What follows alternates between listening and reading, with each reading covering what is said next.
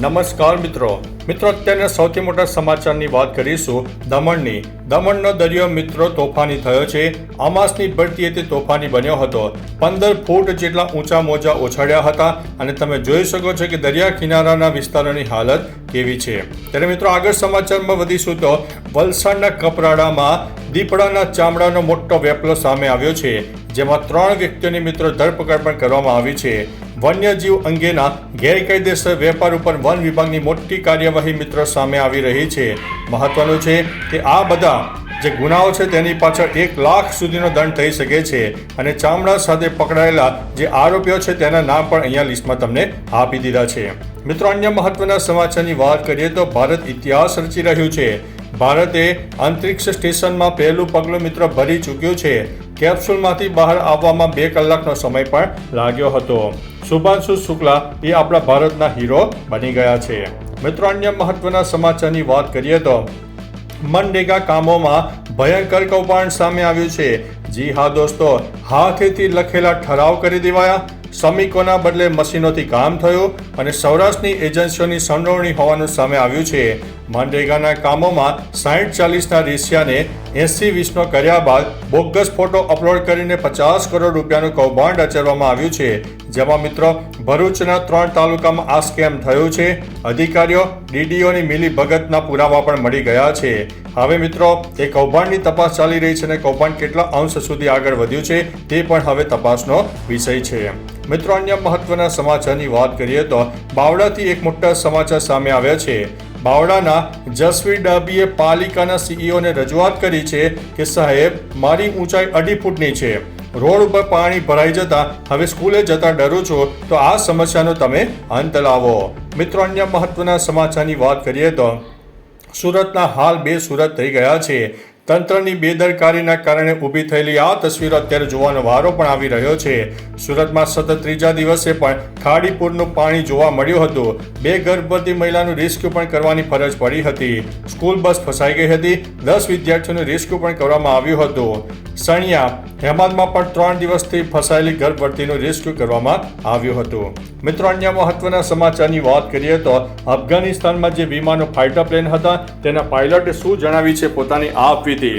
અફઘાનિસ્તાનમાં 44 કલાકના લાંબા મિશનમાં સામેલ પાયલટ મેલવીને પોતાના અનુભવો મિત્રો વર્ણવ્યા છે, જેમાં B-2 બોમ્બરના પાયલટે કહ્યું છે કે મિશન દરમિયાન ભૂખથી બચવા માટે અને ધ્યાન કેન્દ્રિત રાખવા માટે ખાસ દવા અને દર કલાકે 1 બોટલ પાણી પીવું જરૂરી હોય છે। ઊંઘ, ભૂખ અને ભય દરેક સ્તરે શરીરને નિયંત્રિત કરવાનું સૌથી મોટું મિશન આમાં જોવા મળતું હોય છે।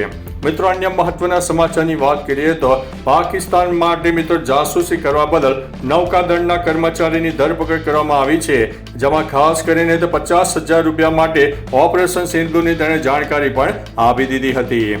મિત્રો અન્ય મહત્વના સમાચારની વાત કરીએ તો ઈરાનથી સૌથી મોટા અને અગત્યના સમાચાર સામે આવ્યા છે। ઈરાનમાં પાણી અને વીજળીની અછત જોવા મળી છે, પણ પોલીસ તો બુરખો ન પહેરવા બદલ લાઠીઓ પણ વરસાવી રહી છે। વિદ્યાર્થીની અને મહિલાઓમાં ખોફ થઈ ગયો છે। સરકાર હવે વધુ કડક વલણ કરશે તેવી પણ માન્યતા સામે આવી રહી છે। મિત્રો અન્ય મહત્વના સમાચારની વાત કરીએ તો ખોખરામાં ખાનગી સ્કીમના બેઝમેન્ટ માટે કરાયેલા ખોદકામથી 1 ટક સમાઈ જાય એટલો મોટો વિશાળ ભૂવો પડ્યો છે। જી હા દોસ્તો, સાઇટ માલિકની રજા ચિઠ્ઠી રદ।